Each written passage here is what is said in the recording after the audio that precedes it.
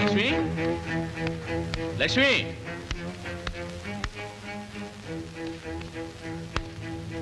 రా బావా, రా రా రా రా రా కూర్చో. నేను కూర్చోడానికి రాలేదయ్యా, నా కూతురు విషయం తేల్చుకుపోవడానికి వచ్చాను. తెలుసుకుందాం, కానీ ఇదేం పబ్లిక్ మీటింగా నిలబడే మాట్లాడడానికి. కూర్చో బావా. నీతో నాకేంటే పని, నా చెల్లితోనే మాట్లాడతాను.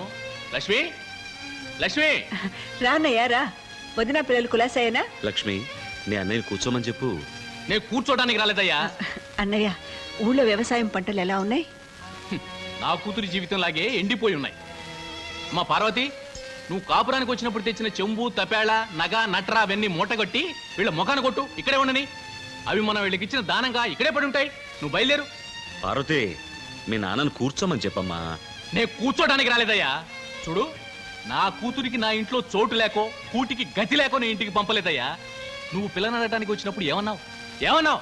మాట్లాడేమయ్యా? అదే, నీ కూతురు కన్నీరు పెట్టకుండా నా కొడుకు చేత కాపురం చేయించే బాధ్యత నాది అన్నాను. అన్నావుగా. అన్నాను. ఇప్పుడు నా కూతురు పెట్టే కన్నీటికి ఇల్లు వాకిలి మునిగిపోతుంటే నువ్వు నిమ్మకు నీరెత్తినట్టు కూర్చుంటే ఎలాగయ్యా? ఇంకా మనవడు పుడతాడు, మనవరాలు పుడుతుందని బొమ్మలు గిలకాయలు కొందామని నేను అనుకుంటుంటే నన్నే బొమ్మను చేసి ఆడిస్తున్నారే. నీకు కావాల్సింది బొమ్మలు గిలకాయలే కదా, నీ కొనిస్తాను. కూర్చో బావా. నేను కూర్చోడానికి రాలేదయ్యా, గుండెలు మండిపోతున్నాయి. ఎప్పుడో పెళ్లి రోజు చూశాను నా అల్లుణ్ణి, ముఖం కూడా మర్చిపోయాను. అన్యాయంగా మా వంశంలో 2 ఆడపిల్లల జీవితాన్ని నాశనం చేశావు కదయ్యా. నా కొడుకు వల్ల నీ కూతురు జీవితం నాశనం అయిందను ఒప్పుకుంటాను. రెండో పిల్లెవరు? నా చెల్లెలు లక్ష్మి. 30 సంవత్సరాల క్రితం నువ్వు దాని జీవితాన్ని నాశనం చేయటం ఆరంభించావు, ఇంకా నాశనం చేస్తూనే ఉన్నావు. ఇప్పుడు వేయవయ్యా స్టూలు, కూర్చుంటాను. పార్వతి, ఈ స్టూల్ లోపల పెట్టు. నేను ఇప్పుడు బయటికి వెళ్తున్నాను. నేను తిరిగి వచ్చేదాకా నువ్వు కూర్చోకూడదు, నిలబడే ఉండాలి. 1 2 3 4 5 6 7 8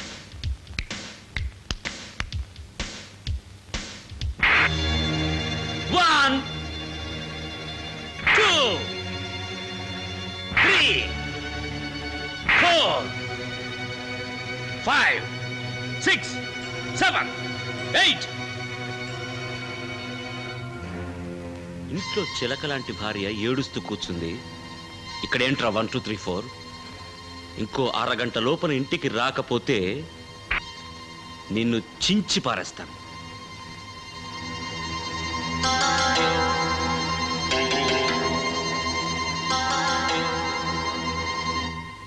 ఈ ఇంటికి వెంకటయ్య అనే ఒక కుర్రాడు వచ్చాడు. ఉన్నాడా? మిస్టర్ వెంకటయ్య, ఇంకో అరగంటలో నీ అల్లుడు ఇక్కడికి రాబోతున్నాడు. అలాగా బావా, రా కూర్చొని మాట్లాడదు గాని. కూర్చోడానికి రాలేదయ్యా. ఆనంద్ వచ్చిన తర్వాత వాణ్ణి భద్రంగా పట్టుకుని ఉంచాల్సిన బాధ్యత మీ అన్నయ్యది. మీ ఆయన్ని కూర్చోమని చెప్పు లక్ష్మి. మీ అన్నయ్యను నోరు మూయమని చెప్పు లక్ష్మి. ఏమ్మా, మంచి రోజు చూసి మంచి ముహూర్తం అమ్మలక్కల చేత పాటలు పాడించి కదా నిన్ను శోభన గదిలోకి పంపించాం. చెప్పమ్మా, అక్కడ నా కొడుకు నీ కొంగున పిల్ల కాసు ముడేశాడు కదా, అప్పుడే వాణ్ణి నీ కొంగున ముడేసుకోకుండా ఇప్పుడు ఆ కొంగుతో అయ్యయ్యో అయ్యయ్యో అంటే ఏమిటమ్మా అర్థం? అమ్మ పార్వతి, మీ మాగాను కూర్చోమని చెప్పమ్మా. శబరియన గారు, నోరు ముయ్యమని చెప్పు. నోరు బద్దరులాకులా ఉంది. మీ వంశంలో 2 ఆడపిల్లల జీవితాలు సర్వనాశనం చేశానన్నాడు మీ అన్నయ్య. ఇప్పుడు ఒక ఆడపిల్ల జీవితం చక్కబరిచాను. 2 ఆడపిల్లవి నువ్వు. నీ జీవితం కూడా చక్కబరచబోతున్నాను. ఎలాగంటావా? ఇదిగో విడాకుల పత్రం.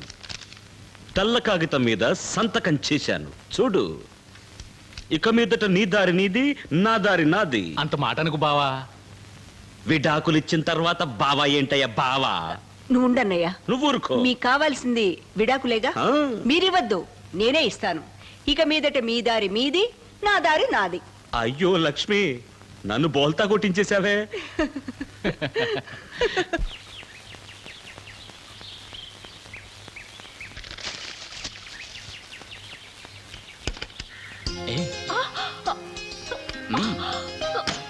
ఏమిటండి ఇది? ఎవరైనా చూస్తారు, వదలండి. నిన్ను చూడకుండా నీతో మాట్లాడకుండా ఉండలేకపోతున్నాను. చూసే పద్ధతి, మాట్లాడే విధానం ఇదేనా? తప్పండి, తప్పుకోండి, నీ వెళ్ళాలి. అరే, అయ్యో, ఉండమనంటే. చెప్పేది వినండి. అరే, ఆగు.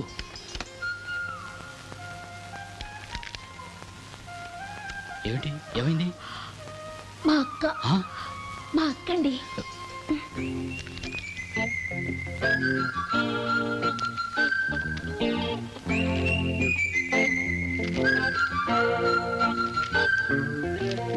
రావే, పేలతో నీ తలంతా పుచ్చిపోయింది. ఎల్తుర్లో కూకో, సోత్తాను బాగా. అబ్బబ్బబ్బబ్బబ్బా.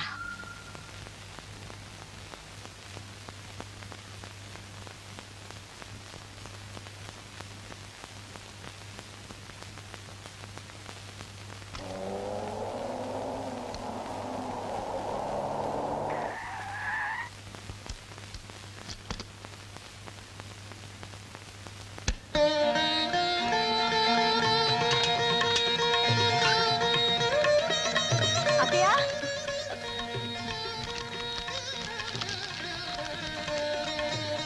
సులోచన, మీ అన్నయ్య వచ్చారు.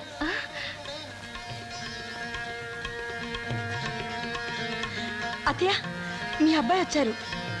రానయ్య, అక్కడే నిలబడ్డావే.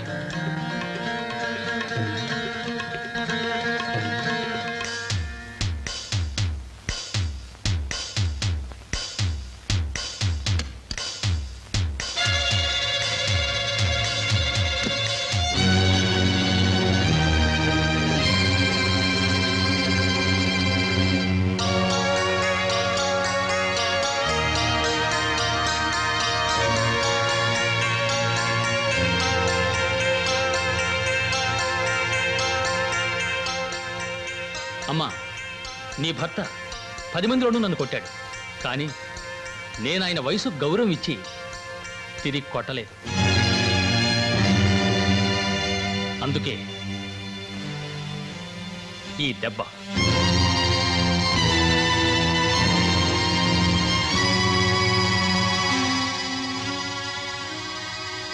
ఇక మీదట నేను మిరాండా ఇంట్లోనే ఉంటాను, ఎక్కడికి రాను. ఆనంద్, బాబు, నా మాట వినరా. ఒరే, ఆగరా. ఒరే, ఒరే.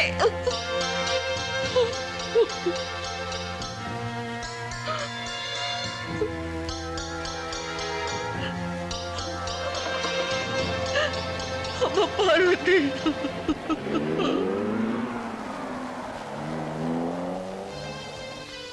కొంప ముంచావు కదయ్యా, నీ వల్ల అసలుకే మోసం వచ్చిందే. నేనేం చేశానయ్యా?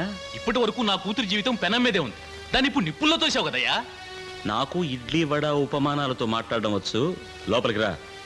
చూసారా, నా అల్లుణ్ణి నాకు నా కూతురికి కాకుండా చేశాడు. నా కంటి ముందే నా కన్నబిడ్డ జీవితాన్ని బుగ్గిపాలు చేశాడు.